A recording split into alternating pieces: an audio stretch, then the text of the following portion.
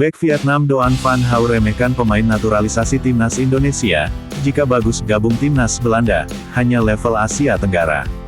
Bek Vietnam Doan Van Hau meremehkan pemain naturalisasi timnas Indonesia menjelang pertandingan grup F kualifikasi Piala Dunia 2026 zona Asia. Vietnam akan melawan timnas Indonesia dalam dua leg di babak kedua kualifikasi Piala Dunia 2026 zona Asia.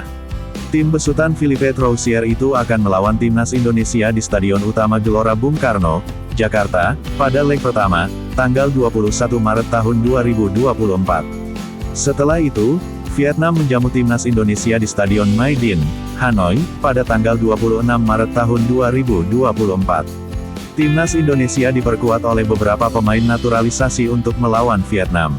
Pelatih timnas Indonesia, Shin Tae-yong memanggil pemain naturalisasi yang bermain di Eropa seperti Tom Haye, Ragnar Oratmangun, Nathan Chuaon, Jay Zes, Rafael Struijk, Ivar Jenner, Sandy Walsh, dan Rafael Struijk.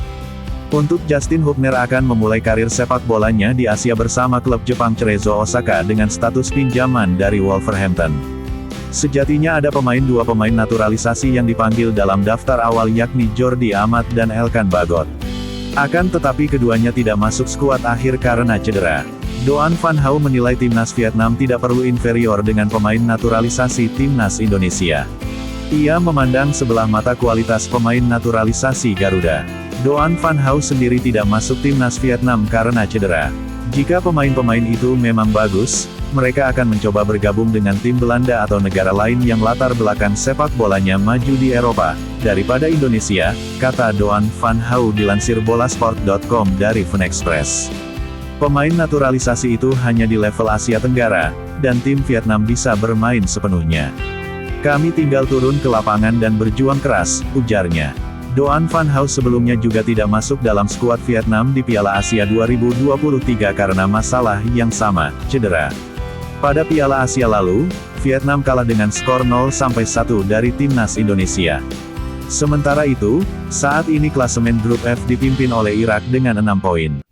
Irak mendapatkan 6 poin dengan mengalahkan timnas Indonesia dan Irak. Di posisi kedua dihuni Vietnam dengan 3 poin. Poin itu didapat dari hasil mengalahkan Filipina. Filipina ada di posisi ketiga dengan 1 poin. Timnas Indonesia berada di posisi terakhir dengan 1 poin. 1 poin timnas Indonesia didapat dari laga seri melawan Filipina dengan skor 1-1.